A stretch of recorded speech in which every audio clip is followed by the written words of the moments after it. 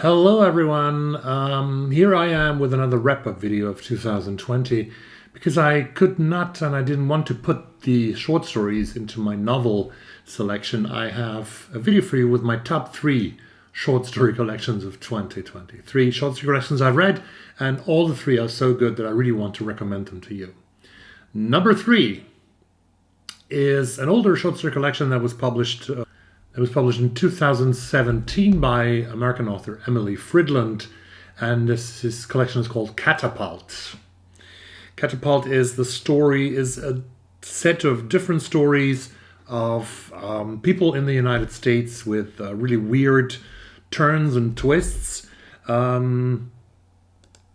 Very interesting story about a man and a very dangerous dog, a dog that he can't control, and the relationship between the man and the dog, and how the dog is threatening the family. And Emily Fridlund, who is known to maybe some of you by her beautiful novel History of Wolves that was listed for the Man Booker Prize a few years ago. Emily Fridlund has really accomplished to deliver a short story collection about lies, about truths, about ordinary people in the middle of America, and I really would recommend to you her stories. Catapult, published in 2017.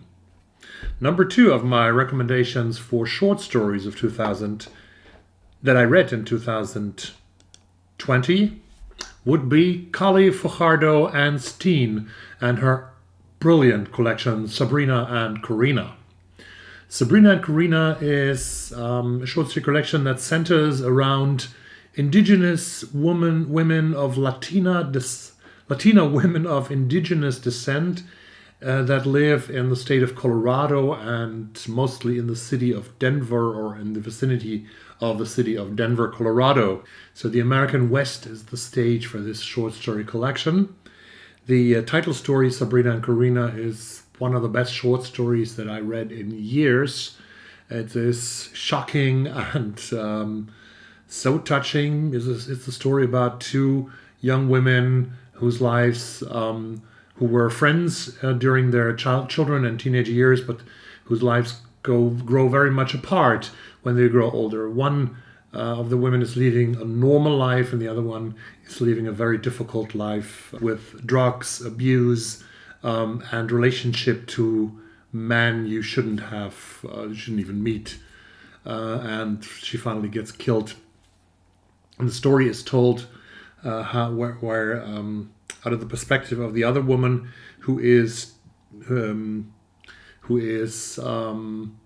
washing the body of her childhood friend and thinking about the things that they lived through together and how they grew apart.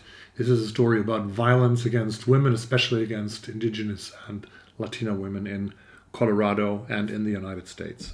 As we drove home, I glanced at her worn-out face resting against the windows, and I felt something unknowable about Sabrina, some sadness at her core that moved between us like a sickness. Where did it come from? Or had it always been there, growing inside of her, filling her lungs with its liquid weight?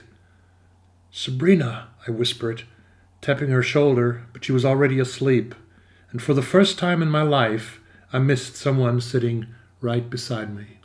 And this is really an amazing short story collection, and very touching, as I said. Fajardo Anstine, I can't wait for her next piece of fiction, if it is a novel or short stories. The best collection of 2020 that I read was in the very beginning of the year.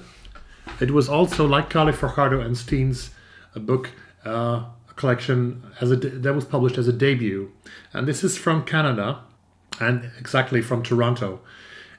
Exactly from the Eglinton West neighborhood in Toronto. This is from Zalika, Reid, Benta, Frying Plantain, which I got as an ARC, and from NetGalley, and thanks very much for that. This is about a girl. These are connected short stories. We meet a girl of Jamaican descent in Canada. Her name is Cara Davis, and we meet Cara from being a child until she is a college student like 10, 12 years later. In several stories. It's a 3-generational collection where the mother of Kara is very important and the grandmother is very important. And the distance to the country where the heritage is situated seems to grow from the grandmother to the grandchild. But it is not that way. It's a story about a mother who is very protective because she got pregnant when she was 16, 17 years old with Kara. And therefore, Kara's mother tries to protect her from everything, and especially from boys who are very mean and who just try to have sex with you and make you pregnant and with a baby. So Kara is protected a lot, but of course she wants to try out all the things that teenagers want to try out. And finally, she goes to college. In the end of the story, she has moved from Eglinton west to more the center of Toronto with her mother, because the mother tries to move away. The mother is the one who tries to sort of... It's also a story that many teenagers, regardless where they are from, can relate to, because we meet a lot of issues that every teenager is meeting. And that's why I always have, I already have recommended this story this story collection to be read in schools, in both English as a native language, but also English as a foreign language. These were my 3 short story collections of 2020, and this was a quite short video. What was your favorite short story collection of 2020? Did you read short stories? Do you like short stories at all? I hope to see you in 2021. All the best for your New Year's Eve. It's time to celebrate and to look back at 2020 and say bye-bye to this horrible year, which is the year of our lives anyway. Wear a mask and celebrate. No. Wear a mask, socially distance, and see you next year.